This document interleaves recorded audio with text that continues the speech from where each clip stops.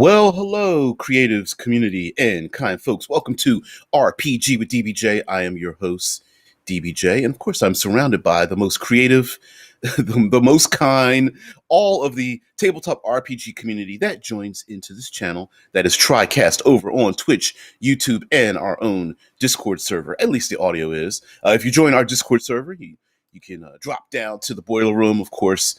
That is where all the cool kids get to hang out. And for those who don't know, the normal process on this show is that we take a subject and this is extremely long form. So we take it and we talk about it all week long. And myself, as the host and proprietor of this section of the interwebs, I'm often inspired by some of the things that you guys say offhandedly. Oftentimes myself twisting something that is a funny sarcastic comment into something serious and creative, or the opposite, that we might be very serious and creative and we take something and we go down a very funny and humorous dark hole. I didn't mean to make that sound scatological, but this dark hole I'm talking about was an offhand comment that one of our new but prolific creative members had discussed and said something to the effect of, I don't expect my players to fix the world. I expect them to live in it. And it made me think of this. I'm analyzing as a 3-part world setting. So today on this 10 then, I'm I'm coming up with a name, but I'm just calling it 10 thens because a lot of you guys cannot join the show for much longer than 10 minutes. So I'm going to give you the thesis in the first 10 minutes, and then you can get out of here. You guys are busy. Very difficult to tune into a very long, long ass podcast or TriCast or something. So in this first 10 minutes, I'm going to give you 3 design mechanisms for world building, but today we're going to build a world where all 3 of us have said that. Yes, it is you there, Vampinoid. That is the one who did say such a thing. And thank you very much for being here. I hate to talk about somebody behind their back. All right, so the 3 types of thematic settings, design mechanisms I'm thinking of are change it, leave it, live in it. Okay. So one thing is maybe and we know tabletop RPGs, there's always some kind of climactic event. Now that climactic event could be in your small little neighborhood. It might be in your county. It might be in your state. It might be in your region or parish. What are some thesaurical descriptions of places where people live, right? It could be a whole country and a whole world or even universe. And those post-apocalyptic, strange world-bending kind of things usually is the impetus for us to start a story, okay? There's a major war, there's a galactic empire, the gods are fighting, the dragons are taking over. Now, a lot of times maybe this has happened in the past, but of course, Village, yep, exactly. Oh man, we could go down our civics lesson here with a number of ways to describe how people divide up lands and things. But at the end of that inciting event, we often throw in our story ideas, and sometimes that story idea could be fixing the world. Something broke the world and we need to fix it. Now, this could be very mundane, whether it is like nobility that has been Robin Hood is an example. Okay.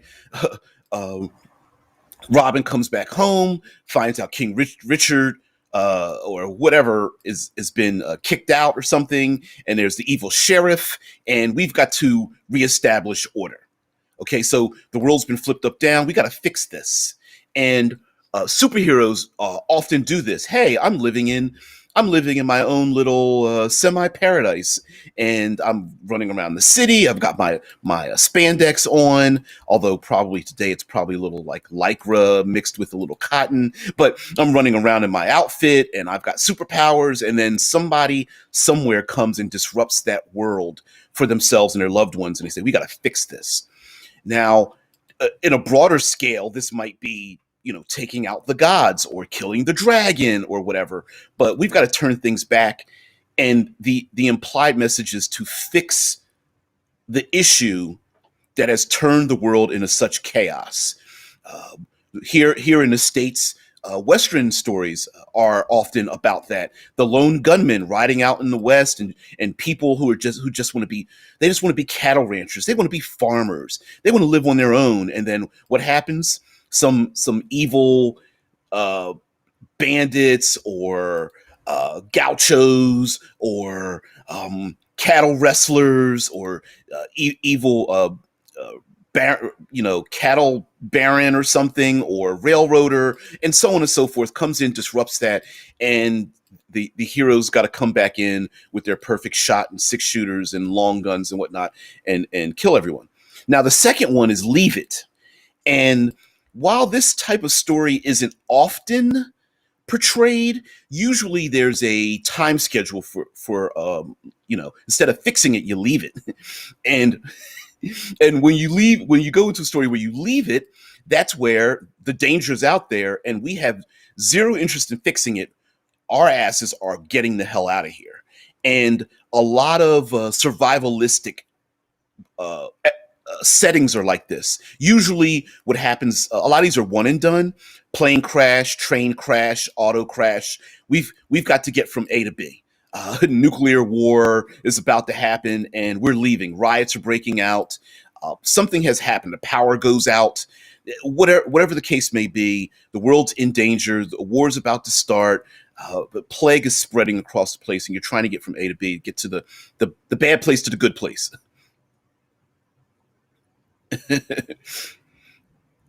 Dojo Breaker brings up something. I'm not going to go too deep. Well, we'll go into this after the 10-minute mark, but says, good morning. I think that in games with alignment, the implication of the alignment of your character is choose to or not change the world according to your alignment. That is also a change it, leave it, accept it kind of thing, where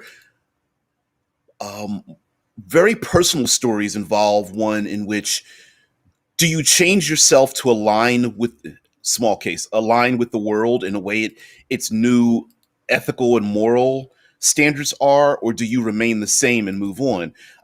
Captain America is a good example of remaining steadfast when the world begins changing around you.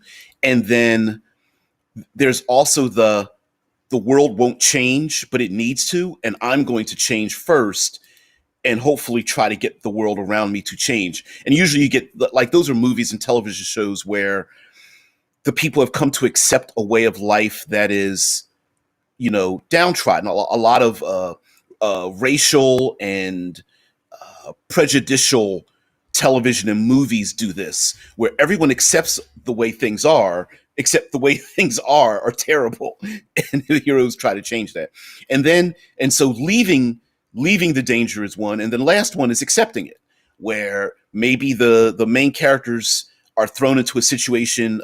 This one is a survival or first contact commonly story, or the heroes are no longer in the world they used to be. They've got to accept the new world they're in, whether it's a noble that has to live with the fact that they no longer have a kingdom any longer, or in a lot of post-apocalyptic stories, the world's already broken. Sorry, you're not going to fix it. You just have to figure out how to live in it. And that is what we're going to talk about today. So our 10 then is over now. So if you got to get out of here, you can think about those. But today on World Building Wednesday, we are going to build a world where all three are intrinsically built into our world. So the idea that we must confront and we are going to change a thing, whether that's through changing the world or doing battle with something out there, usually conflict, fights, whether we have to leave where we're at, we've got to make a run for it. There's no way to sit and do battle with the thing. We've just got to get the hell out of here and move on to the next place. And also accepting this new world, whether we are dumped in a desert and we don't know how to survive there, or we are on the open seas and we're going to have to figure it out, or the population is filled with cannibals and we're just going to have to live with it, deal with a cannibalistic society that's on the other side of the ridge. I'm trying to think of some other strangeisms, but let's design a world where change it, leave it, accept it is all part of the world. Now, we, of course, like I gave some examples earlier, we know that there's at least one of these, right? Like, we know where there's the big bad evil guy. We know how to run up to the big bad evil guy and fight through their minions to get to where they are and kill them. We know that. We also know about a bit about acceptance, where our main protagonists, our player characters, are put somewhere that they don't know. Usually this is an environmental, but it could be people where they may not know the language or the culture. They don't understand the context of what the hell's going on, but they have to navigate in it.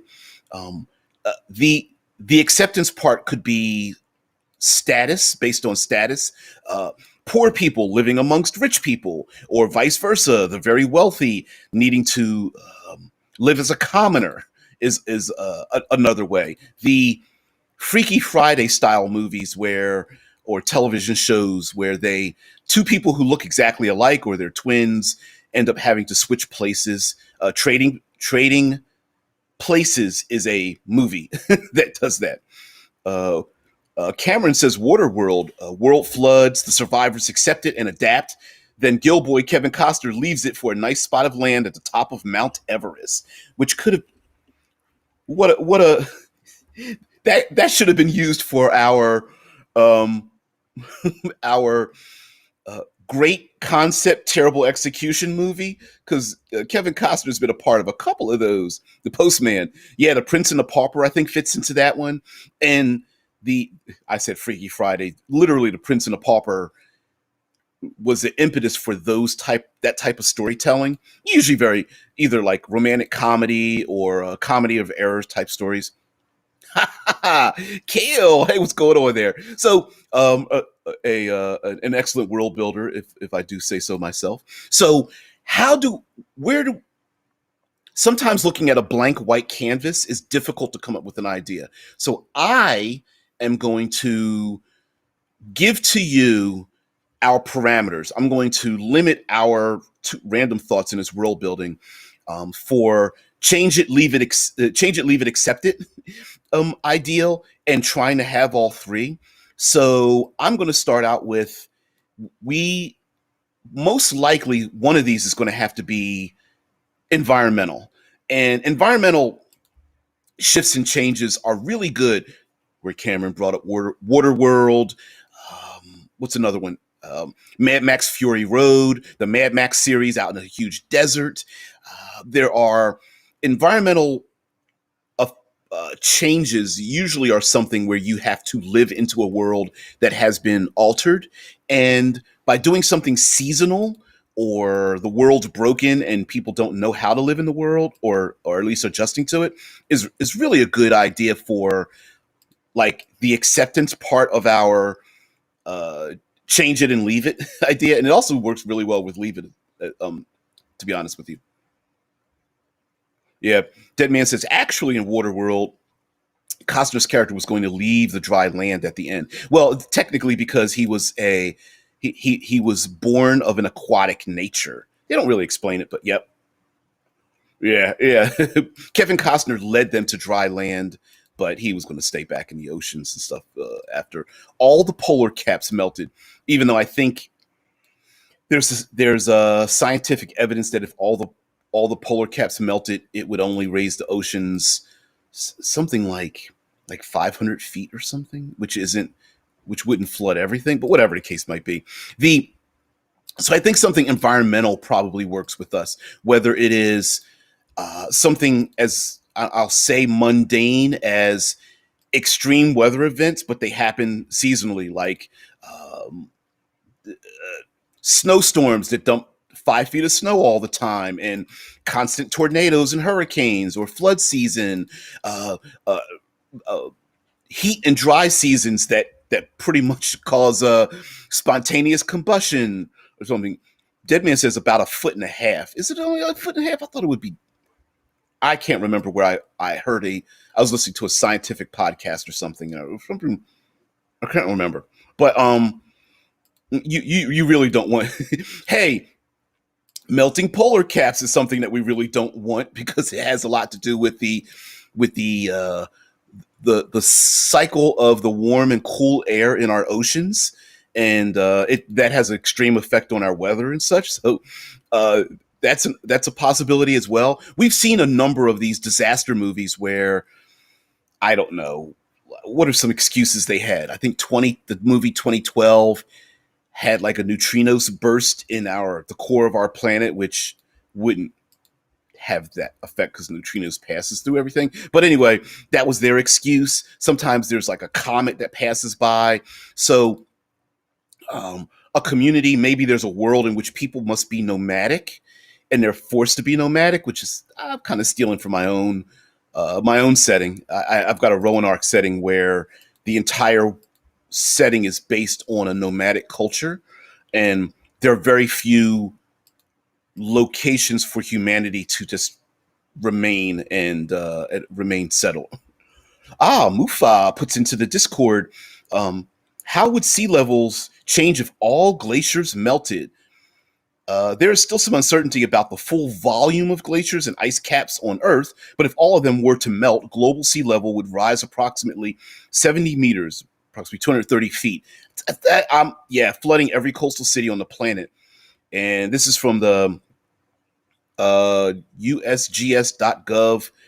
Click facts, click how would sea level change if all glaciers melted, et cetera, et cetera. But you can find that. You can find that click. Yeah, and like you said, it's an estimation, and something like that could happen in a world, whether it's a fantasy world or especially if this was a fantasy world, this would flow into.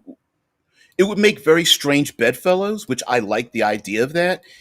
Imagine, imagine your classic Dungeons and Dragons fantasy realm, but literally every living thing's got to get the hell out of there.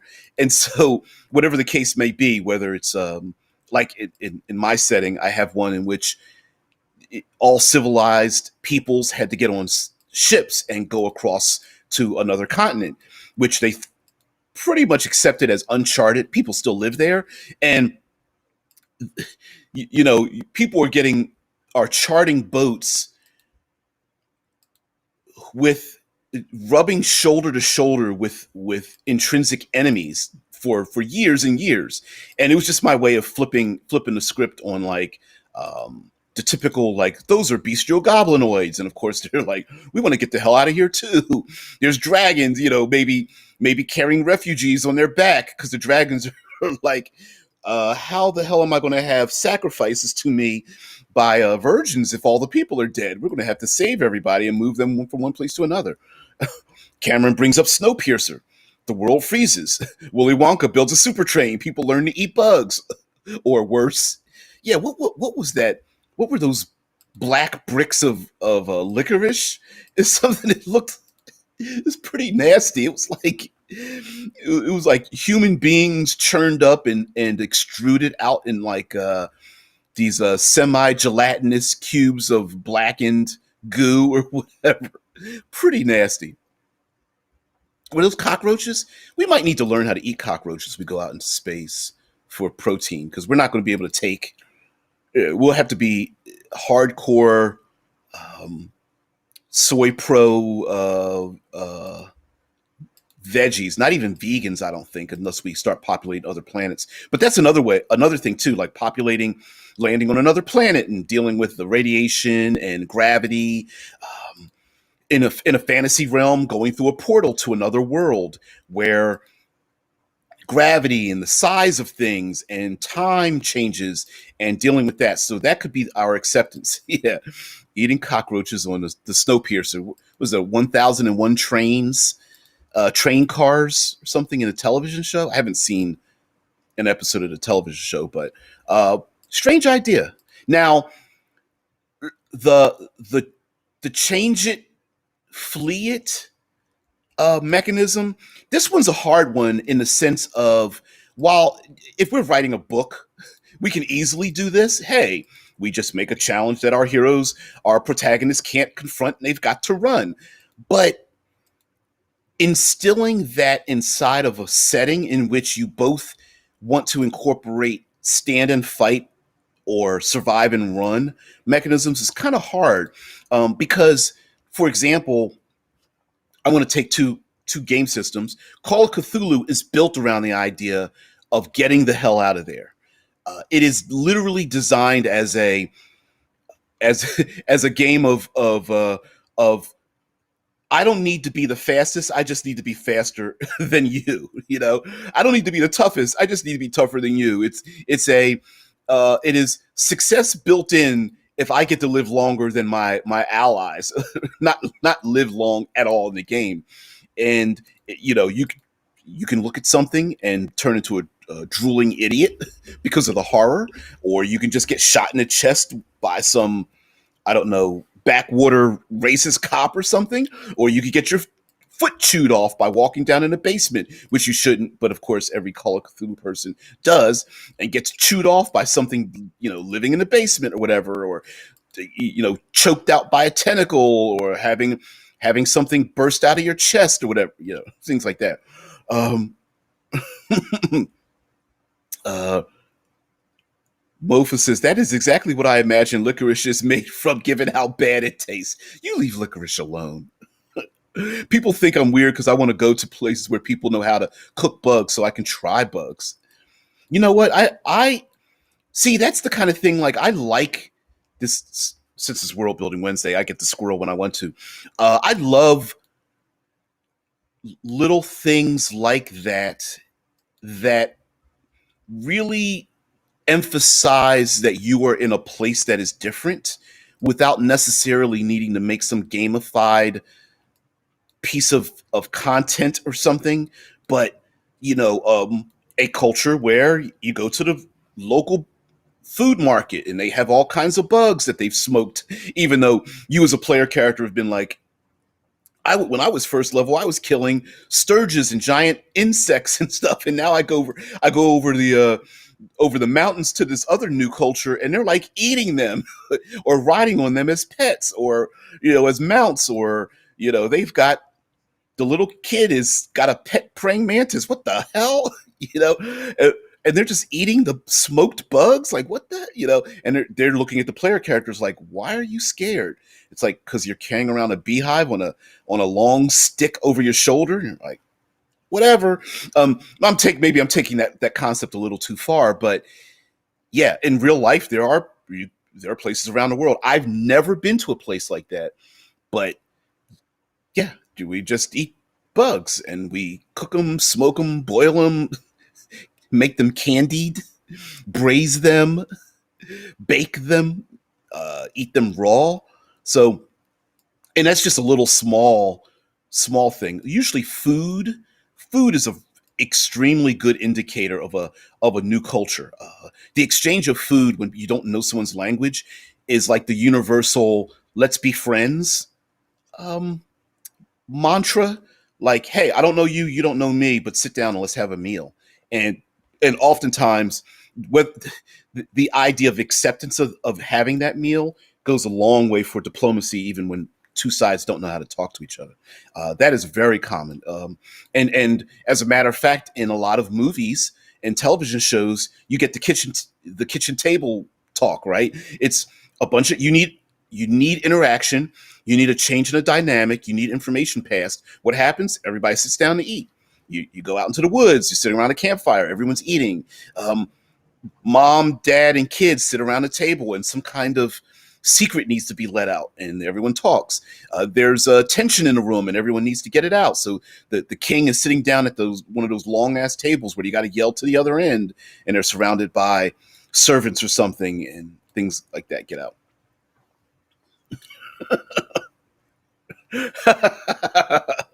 Boil them, mash them, stick them in a stew. Yeah. Mofa says, go to Australia where the bugs eat you. Hey, is that a helicopter right here? Nah, mate, that's one of our mosquitoes. I can't do an Australian accent. Terrible. Sorry, Australians. come here and make me pronounce your words correctly with the proper emphasis on the correct syllable. Yep, I think we're derailing a little bit too. Vampanoy says who brought up this idea of who made the reference. I don't expect my players to fix the world. I expect them to live in it. Says my environmental part was a result of other things. A lost war resulted in a mass dwarf exodus to and ancestral homes. To deal with the sudden overpopulation, they kept digging deeper into the Underdark. They dug too deep and opened a hole into the abyss. Now everything in the Underdark was displaced. And I like that idea. Like, imagine if everything in the Underdark had to creep ever closer to the surface. You know, if you want to Keel's like close enough with the Aussie accent. It's a bloody tough one. No, I've got a lazy American accent, so that has a lot to do with it too. It's it's a it's a lazy hodgepodge American United States accent rather. Licorice is made from a root, Deadman says. It's very close to anise. Anise? Don't I'm not exactly certain what that is. I know licorice has been used very often as a in the past as a medicinal thing, like ginger and alcohol and what's the other one? Heroin and cocaine. Yeah, it was used as a medicine. So uh, getting the train back on the rails here. The the the the fight or flee mechanism in a lot of role playing games usually involves one or the other, not often both. And I think a very common setting is like a vampire. Sorry, zombie apocalypse. Zombie apocalypse is the type of like, hey, we can fight a handful pretty easy, but we can't. Hey, archive. Hey, yo, what's going on there? Thank you for stopping by. The the idea that like, hey, the three of us can fight 12 zombies, no big deal. But if we see dozens, hundreds, we've got to run. And so I think that's the closest to a stay and fight versus stay and fight, live with it, run away from it setting. Um, and it can be kind of difficult to get across to players, especially if you're like designing a game system or you are designing a setting and you're trying to get across to the player characters that, hey, listen, there will be times where you can stay and fight, but there's going to be others where you just need to get the hell out of there and run away. You might need to. I'm thinking we might need to make a world where each of those aspects is significantly different enough that when one of them shows up, the player characters are subconsciously triggered to do the thing. So what I mean by that is, like, if we take monsters and enemies, we can have the players stand and fight. Okay, so we'll place. Let's do animal, vegetable, mineral. Let's do that. So for animal, living things, living sentient things, the player characters are going to sit and fight, and it could be we're going to have them fight over territory or maybe resources or space in this world where they have to leave it. So the leave it part, I say, becomes environmental, meaning that wherever the player characters are at right now, they can't stay there. And so maybe temperatures start to rise and fall so dramatically that they'll die. Maybe resources like food, clean food, and nutritional food sources, clean water, access to water, food, vegetables, berries, meat byproduct, and all that kind of stuff. Maybe that moves throughout this world because the environment moves so much. So they have to chase it, follow it, find it, discover it. And lastly, the acceptance part, let's see, for plant would be maybe this world is being terraformed in some kind of strange way. Something from the outer realm. Uh, somebody took part in our hit points, a relic of the old past thing. Thank you very much, Harry, for the super chat. I really appreciate it. Got me another cup of coffee. Thank you very much. I really appreciate it. Thank you so much. Um, Now, Mike Gould says, I let my players alter the world with their changes. The next campaign is then new characters dealing with the fallout of the last campaign, which that would be pretty interesting in the sense of a world where you change it, leave it, accept it, is all caused by the player characters. And you're playing characters in each generation having to deal with the fallout of the last generation, causing you like players change it. They go kill the big bad evil thing, whatever it is, a dragon or a king or lich or something. Boom, they kill him. But then it throws the world into chaos. So now the new players are like, well, I guess we're just going to have to accept it. And now the world's thrown into chaos, and then those characters have descendants, and then those new descendants are like, man, I can't believe our parents lived in a world of chaos. We need to get the hell out of here. So that'd be funny. Kale says, ooh, you just gave me a great idea for foes in my tabletop rogue like I'm writing. I hope I did. Now, mind you, don't share anything that you plan on monetizing, writing, or whatnot, but I'd love to hear about what your ideas are. That's what we're here for. That's awesome. Oh, man. Mm-mm-mm. Deadman says, for something impressive about Australia, the opal mines are often overrun by flies. And I think I like the idea that there is because Cameron says, what about a world that is becoming like Yellowstone? And becoming like Yellowstone, Cam, if you could be more specific, if you're just talking about like living living in Yellowstone, like living in the wild, untamed regions of the world, and society's trying to settle down. I think that'd be a great idea for players to have the responsibility of making settlements, exploring the unknown. Every time they travel, there's something new, so they have to adapt to where they're going, fight the things that are there who also wanted to get those resources, and yet have to flee when those resources start to dry up because everything is changing. I need to narrow this down even further. But anyway, Mike Gould says, what are your opinions on spells or magic that abate resource depletion, like create food? My personal opinion is I hate them. I get. Well, okay. Let me be more specific. Um, I don't. I don't like the idea of being teased with a thing that doesn't matter in the game in which it is introduced. An example would be like 5th edition Dungeons and Dragons. This is just a small thing. Has a cantrip called Mending, where you can mend together things that are broken. But there's very little mechanism to have broken things, right? Like when you have characters that can instantly create shelter or never get lost, or can instantly feed a number of people, create food and water, create water and then create food and water, good berries. What are some other ones? Leomin's Tiny Hut. When you have those things, the game is telling you that that resource management doesn't matter anymore.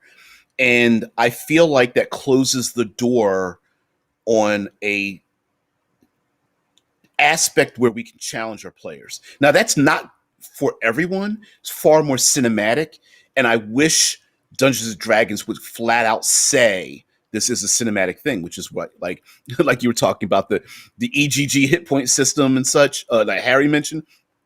It falls into that category. It's extremely cinematic. It's very much like dramatic music, Players think they're down, but they're still fighting to the last and such. It's we're not going to worry about how they eat. If their bedroll is if they're sleeping on a rock or something. We're not going to worry about that. And I wish they would just upfront say that. um, Lord Hefox, who hasn't been here for a while, but always Fallen in Earth, Future Magic, and other fantastical stuff comes back. Yeah, he's always coming back for that. Sweet. uh, Mufa says, depends on the group and kind of game you are running. Tracking resources like food can be busy work that gets in the way of epic fantasy adventure, but can be useful in exploration games. Exactly. Like if your hero is like drawing their silvered sword reflecting the sun as they're battling thousands of demons, resource management's kind of like on the back burner. That's like, maybe that's not the kind of thing we want to do.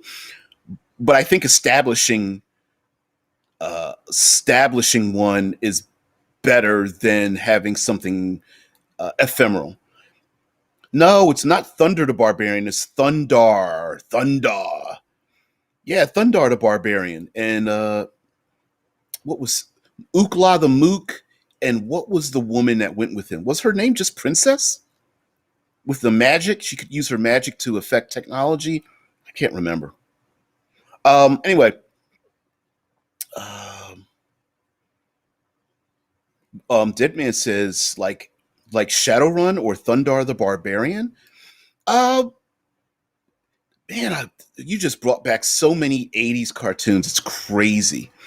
So, so Archive says that was one of the things I liked in Pathfinder 2. The rarity system gives GMs a rule-based element that just says you can bar off access by ruling spells and items that would mitigate the world concept. By marking them uncommon and rare. Create food and water is a common one for that in survival games. Yeah, it kind of defeats the purpose of going, we're going to do a survival game. And a player's like, great, I'll just pick create food and water. And you're just like, don't. I mean, of course, we all know rule zero, talk to your players, or get the thing, and if it says talk to your game master or dungeon master, actually do that instead of picking it and being and folding your arms and pouting and going, shoot, I don't know, why can't I have create food and water? And you're like, dude, the whole point was survival. Princess Ariel, that's it, that's her name. Thank you there, Dead Man. I can guarantee you there's a website dedicated to all the 22-minute animated commercials back in the 80s from all those 80s cartoons and stuff. They were just commercials, but I love them anyway. Black Star, Silverhawks, Masks, Mighty Orbots, Herculoids. I know you guys know all the rest of them. Archive goes on to say, ostensibly, the DM could always do that, but this gives the DM that rule-based clout to lean on. Yeah, see, that's the problem. I wish generic games, Dungeons and Dragons being one of them, would appendicize like, okay, if you're running Dark Sun, as this is an example for me, if you're running Dark Sun, here are the things you must eliminate. Here are the things you must modify. Here are the things you must keep your eye on. And I think that's why we're not getting like Planescape, Dark Sun, Mystera, Greyhawk, and such. Maybe not so much Greyhawk and Mystera, but like, to do Dark Sun, you're really going to have to modify 5th edition because it is extremely cinematic and very much not based on resource management, and much more leans into the leave it, accept it and leave it category rather than the confront it category. So Keel says, happy to share. The idea is just a simple concept. When generating foes in a dungeon, it is solitary, a handful, dozens, hundreds, or beyond counting. Oh, yeah, yes. Like an aspect category of like how many, or how tough are they, or how fast do they move, or how capable are they? Yeah. Oh, absolutely. And you could statify each of those, and then you Game Master could grab some of those aspects together to very quickly make enemies. I think that'd be kind of cool. Um, Cameron says volcanic gases that make you hallucinate more than one more than one moose. A few hundred years ago, there would also have been a crap ton of buffalo. What? Oh, I missed the comment above that. I was like, where the what? I thought I was the one that pulled crap out of their ass. You bet. The geothermal events and features of Yellowstone, like mud pots, geysers, and mineral ponds. Plus, it's the cult in the caldera could be leaking magma, causing eruptions in pits, volcanic gases that make you hallucinate, and then goes and then adds to that more than one moose. A few hundred years ago, there would also have been a crap ton of buffalo, meaning that the Yellowstone it isn't Yellowstone built, not built. Woo, you can't build. Yellowstone is on top of a massive geothermal, essentially a giant volcano, and there is if you guys ever follow like the top X number of ways the world could end, one of those is is a supersized volcano, and Yellowstone National Park here in the States would just it would literally erupt and release the molten core of the earth. That's the idea behind that, if I'm not mistaken. Somebody put something in the Discord and took it away. It's all right. Mike Gould says, I have two game worlds. Thole is gritty political fantasy, and Ember or Embere is Conan meets dinosaurs, where where metals harder than bronze are super rare. In Ember, what you hunt may be hunting you. I like that idea. I like that. Harry says, in my era, foraging for food costs far too many hours, and many more times would not be 100%. Yeah, and it depends on what you value, you and your players value as a success, a reward. Some say, hey, my reward is killing the bad guy, killing what kicking the dungeon door, um, kill all the residents and take their stuff. That might be a reward. A reward might be, I'm going to do battle and glory, and when I get home, there's something waiting for me. And then there's other rewards where it's just, you guess what I found? 2 canned goods and a bottle of dirty water, a la, Mad Max or something, right? It's the we get to live another day because we went hunting and we found some food. And mind you, there's a way to mix and turn up the dials based on what you want in your game for those kind of things, but there's like the ebb and flow of this line where you can move the needle back and forth between survival and resource management. Now, mind you, there are plenty of modifications to resource management other than counting each one at a time, right? I'm going to count all my arrows. I've got 16 rations and I've just eaten 1.5. It's they're what is it? The Black Hack uses like a supply die. That's not what it's called, but you roll a die, and if you roll a 1 or a 2, you reduce down to the lower die. And when you're down to a D4, if you roll a 1 or 2, you're out. And so you could do it by dice. You could do it at a downtime kind of thing. Okay, it's downtime. What's your resource? You're using D20. What's your resource pool? Well, I'm at a 13. All right, roll a 13 or higher. Damn, failed it. All right, it drops.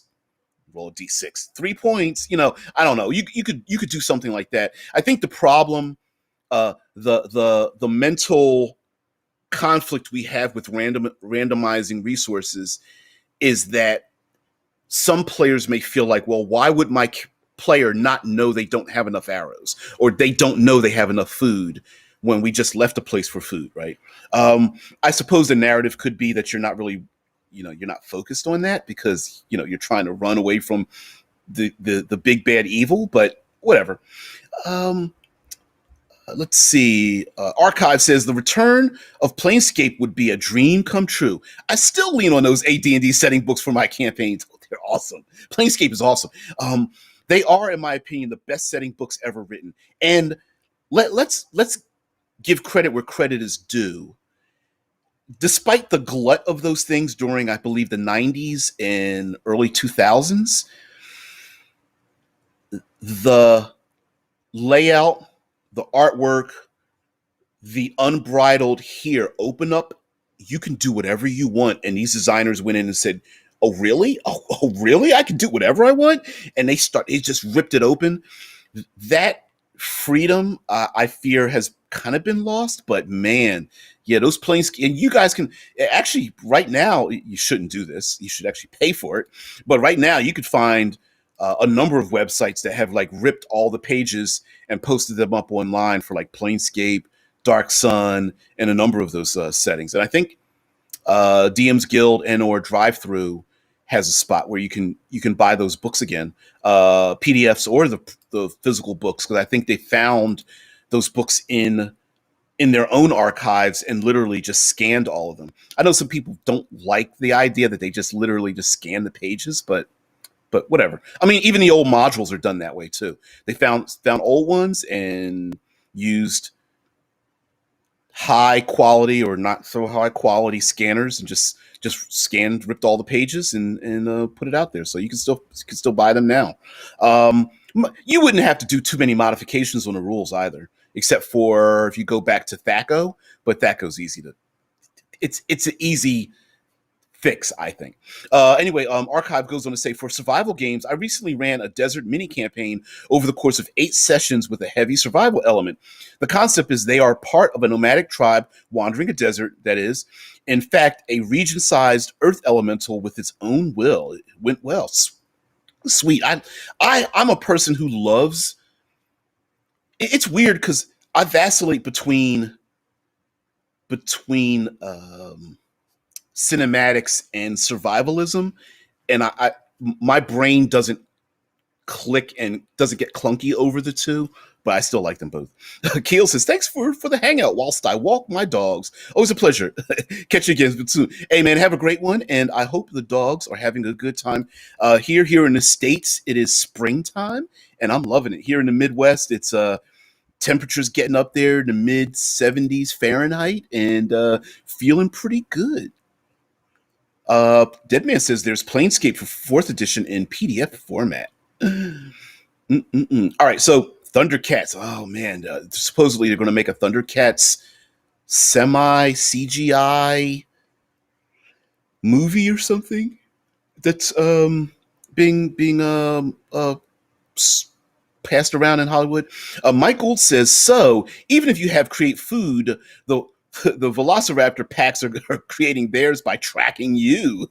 The Velociraptors are like, watch me cast a spell of create food and water, and all of a sudden adventurers come over the hill. And the Velociraptor's like, oh, you're magic. Yep, sure am. Oh man. Now Lord Hefox says a fantasy world that just states having technology. Yeah, not sure where you're going with that one, but I think sometimes we put periods at the end of our creativity rather than letting them be run-on sentences. So what I mean by that is, the other week we were talking about save or suck, save or die, and sometimes players, like someone made posted a comment for one of the videos that says, you know what, charm person, like if a monster charm person's your character and there's no one to save them, that's the equivalent of getting killed, right? You can't get out of the charm and the creature just has you in their grasp, you're done for, is the equivalent of getting your character killed. And I think too often when bad things happen to player characters are put into I'm coming around the corner. When they get put into a state of not being able to handle something, we just want to fold our arms and pout and go, this game is stupid. I can't do anything. Rather than, it's not that you can't do anything, it's that you have a challenge. You got to figure out your way out of it. It's like, excuse me, it's like being swallowed by a monster. Your character's not dead. You could carve your way out of a monster's stomach. We've seen that happen plenty of times. And guess what? There's rules for that. Okay. Your character is caught in a spider web. I'm restrained. This is stupid. No, fight your way out. You have allies. You keep going. you know, and I think when it comes to things like getting lost, creating food and water, the easy what is it? Dark vision goes into this category. My character can never be surprised goes in this category where I think we as dungeon masters and even players in the game, we imposed a there's no way out of this mentality that doesn't exist in the game. Uh, an example would be like like Mike Gould, because I'm getting to Mike Gould's comment about so even if you create food and water, the Velociraptor packs are creating theirs by tracking you. And it being sarcastic, it's like, yeah, you can create food and water, but that's going to have an effect on the world. What happens if local peoples realize where food and water are rare? Maybe they want to kidnap you to help you create food and water for them, and they don't let you leave because you have this power. What happens if you creating food and water? What if happens if the gods say, you know what? Maybe we don't want you to create that food and water. What if that food and water comes out to be spoiled for some reason? Or the scent of it keeps calling so many predators that it's too dangerous for you to create food and water. Yeah, Druid, all those good berries that you're creating and passing around, all those purple stained mouths and fingertips, and you're just like, these berries are so good. Maybe you might not want to do that because every time somebody rips a fart or something, the predators are like, "You smell that?" You're like, "I didn't do it." And they're like, "No, no, no, no, no." The displacer beasts are like, "No, really, smell that?" You're like, "Man, that smells good. That smells really good." It's like it's like I could eat someone's ass from that smell. And other displacer beasts is like, I could eat ass too. I mean, it's like adventurers are like, it's got that hard crust on the outside when you chew through the armor, but in the inside it's kind of gooey. It's like jelly filled, and they're like, yeah, yeah. It's like if you squeeze the ass and the goo comes out. It's like that's yeah, yeah. Cameron says swallow whole is an awesome way to increase the tension, especially if you give it a round or two of delay. You will also find out which party member the party values and which ones they don't value. The halfling's like, "Oh my god, I've been swallowed by the purple worm," and then the other party members in the group are like, "Yeah, yeah, you got swallowed. Can I cast a spell?" And the halfling's like, "Yeah, yeah, yeah, yeah, cast a spell to get me out of here." They're like, "No, I actually wanted to do something else." And the halfling's like, "What? You're supposed to rescue me." All the other party members are like, "Yeah, I had something else to do now. It's in my Google calendar. Sorry. Yeah, you're gonna be on your own for this one." Mm-mm-mm. Yeah. Oh man. Mm-mm-mm. Archive says truth. I got charmed by a dryad. There was a bard playing for Inspire Courage. Started trying to dance with the dryad. Got to grapple while got to grapple while still meeting the qualifications of being charmed. Really? Ooh, ooh. Because I think charmed, you're not allowed to do harm. I could see a way around that one. I think it's harm. I don't know what the wording is, but yeah. Okay. Okay. Yeah, we were talking about the save or die mechanism about um, roll to see if you live. Nope, you looked at the catabalus or whatever, catabalus or whatever that creature is. It looks at you and it kills you. Make a save or die. Oh, you're dead. Cam's like, I cast whole person on the extra halfling. Wait a minute. We're not counting resources.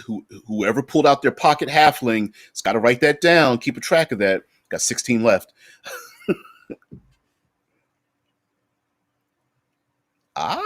The internet. The intent wasn't to harm; it was based on character motive, so it works. Yeah, archive. That's awesome.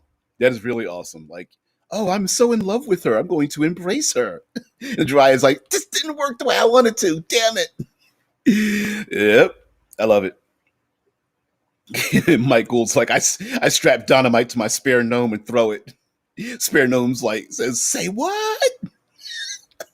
You tell the gnome, listen, you don't have to hold the dynamite in your hand. You have another orifice I can stick it into and toss you.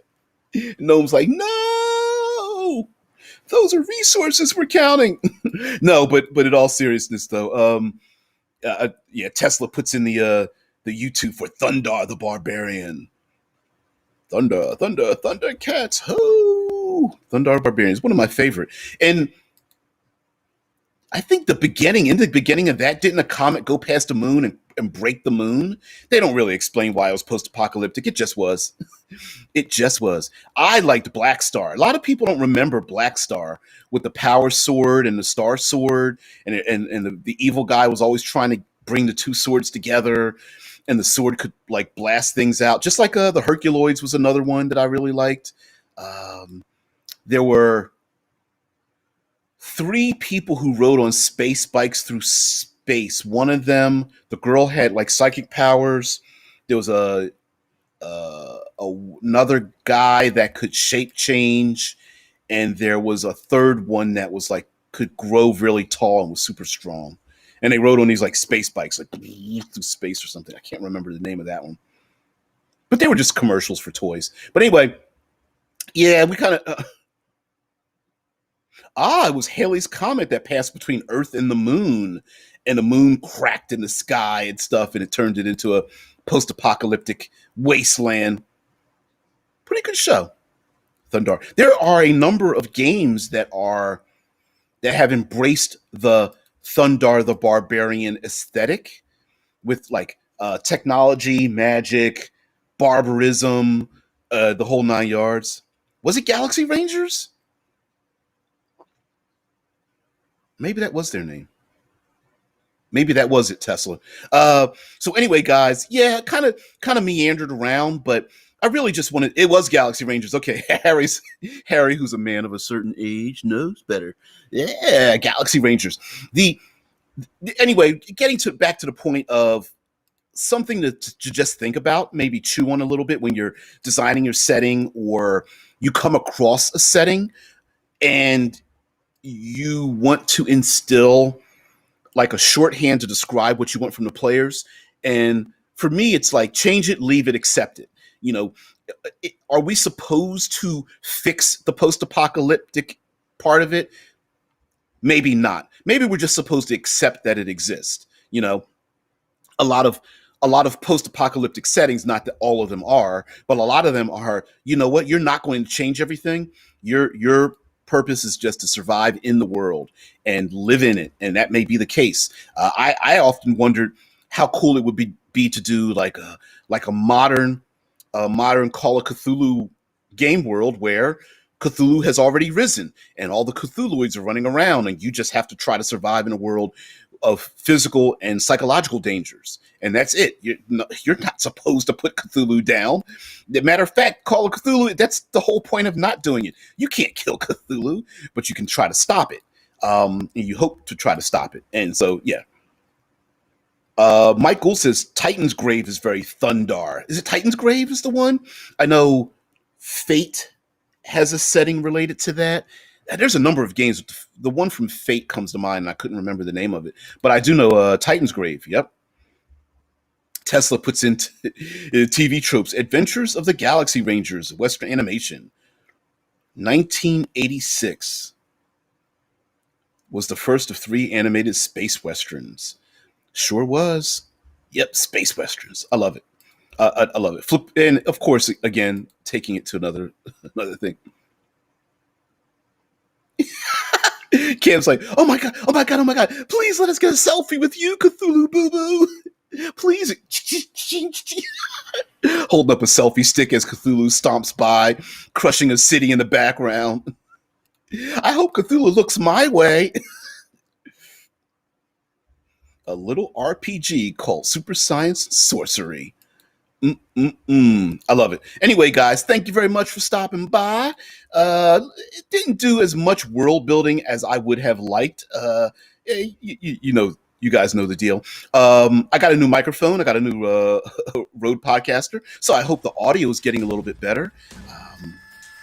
I finally found some standees so you won't get this boring crap behind me. I used to do a screen.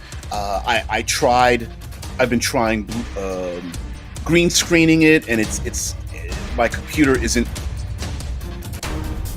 punching out the show to 3 different platforms, plus doing like a little bit of a blue green screeny kind of thing isn't working. So we'll come up with something to make the background look, just to make the show just a little bit better.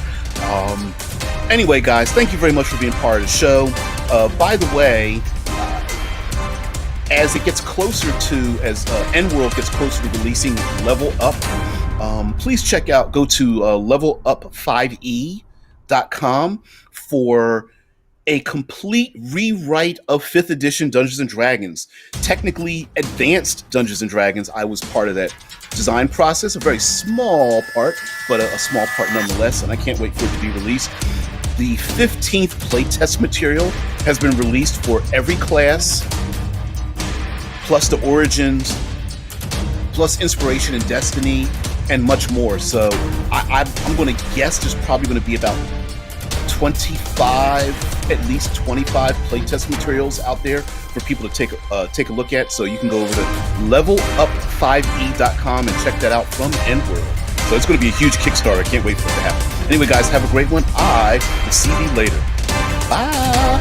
And by the way, guys, very, very much, please like, share, subscribe, follow, do all the good stuff. And thanks for watching.